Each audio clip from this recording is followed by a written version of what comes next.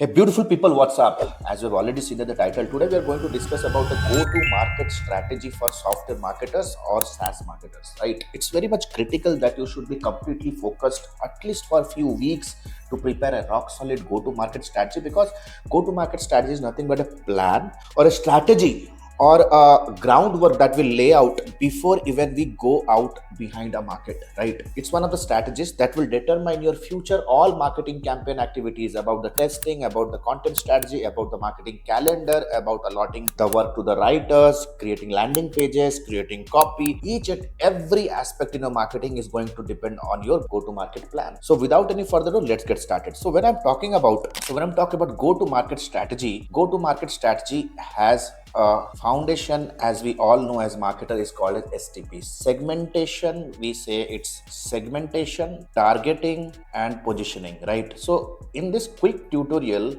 we'll be discussing about how exactly you can lay out the segmentation, targeting, positioning for your software marketing, right? So without any further, let's get ahead. So when I'm talking about software marketing, you need to understand softwares are never made for a open market. We cannot say that 7 billion people on planet are my customers or are my potential users. All that you need to do is the very first layer of segmentation is figuring out what is that one segment, what is that one pie within that big, what is that one pie in the big market that can actually pay me money for my solution. So for that we have to kind of drill down and find out that target group. For that, the market that you should be looking at from the angle of geography. That means it's very much important that should be very keen and clear about what exactly is the geography, the country, or the city that you are after, right? Because geography has multiple dynamics. You just cannot go out to any market with having a lot of ethnicity barrier or linguistic barrier. So the first and foremost in the geography, let's say you figured out that I am going after the Australian market. So once you figure out the geography, the next important thing you have to look at, what is the industry that is craving for my service. So let's say the industry can be manufacturing, right? What is that industry in which I have my potential prospects who can pay me the money? After industry, let us peel down. We'll be kind of peeling of the skin of the market right now. After industry, let's say, what's the size of the industry? Now you need to understand, you just cannot go after Fortune 500 companies, or you just cannot go out and think of targeting the startups. Startups might have a budget barrier, while bigger organizations might have compliance barriers. They might have multiple policies. The decision making cycle might be too long for you. So the size of the company, let's say you are targeting to the small and mid-size businesses, manufacturing businesses within Australia, right? After size, the most important part comes into play, and what's the department? Now, this is something that is very much important you need to understand, because softwares are never made for an industry also. It's always made for a very specific department. It can be administration, it can be operation, it can be IT, it can be sales, it can be marketing, it can be HR, it can be finance and accounts. It's only and only meant for a department, right? Once we deep dive into the department, the time has come to find out the accounts. Accounts are nothing but the list of the companies that you think can be a potential prospect in coming 1 year. The list of accounts. After the list of accounts, the ideal customer profile. That means the key stakeholders. Once you have all this data ready with you, that means you have to start working on building a list. You have to start building on compiling your data of the stakeholders. It may be the IT managers. It can be if I'm taking an example of the industry, then it can be operation managers. They can be plant managers. They can be, let's say, manufacturing directors. So these are the key stakeholders within a specific account, within the operational department of a small mid-size company that is a manufacturing industry within the geography of United States of America. Should be very precise. You should be very much focused that what exactly is the segment you are targeting for. So this becomes your segment. So let me change the color. So this becomes your segments. Once your segment is crystal clear, the time has come to further move ahead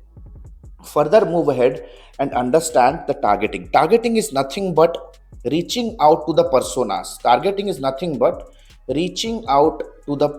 The key stakeholders. And so as to reach the persona, The right people reaching out to the right people, reaching out to the right people at the right place, I must say, at the right place, at the right time, with the right message. With the right message, you need to be very much focused in understanding your user. They might be users, they might be influencers, they might be decision makers, they might be the buyer, the procurement team members, right? Because there might be different people involved in the buying process or in the decision making process of a SaaS, right? So the time has come. If you would like to reach out to the right people at the right place, right time, right message, you have to make a customer avatar. You have to document the customer avatar and should be very much clear about the demographic aspects, about the interest aspects, and of course the behavioral aspects. If you want me to make a dedicated produce a dedicated episode how to build an ideal customer profile or a buyer's persona of a SaaS user in terms of demographic interest and behavior, then use the comment section. I will be definitely producing an episode on that. Last but not the least comes is the positioning. After targeting is the positioning. Let me change the ink. The positioning. What exactly is positioning? Positioning is nothing but your unique value proposition. A clear cut communication, a one liner, I must say, how exactly you can help people generate result, right? How exactly you are helping people generate result. Let's say, for example, I'm targeting to a manufacturing organizations, let's say the IT manager. I can communicate, I help manufacturing IT head to cut down their overhead by 30% using our easy to use ERP solution. So right now it will cut through the noise. Let's say you prepare a case study with this headline, or you prepare a landing page, or you prepared a webinar, or you prepared a white paper, and you are distributing it across your target group. You see the call to action will definitely driving a hell lot of attention, because the positioning statement or the unique value proposition is very much clear. Now this unique value proposition is just not be helping your prospect to understand your introduction, but it also keep a very crystal clear clarity within your organization that how exactly you are helping people generate result and what exactly is the problem are you solving in the market. So guys, these are the very simple foundational aspects of go to market strategy of a SaaS marketer. So stay tuned in, wait for my next episode where I'll be drilling deep down into more secrets into the world of software marketing and SaaS marketing.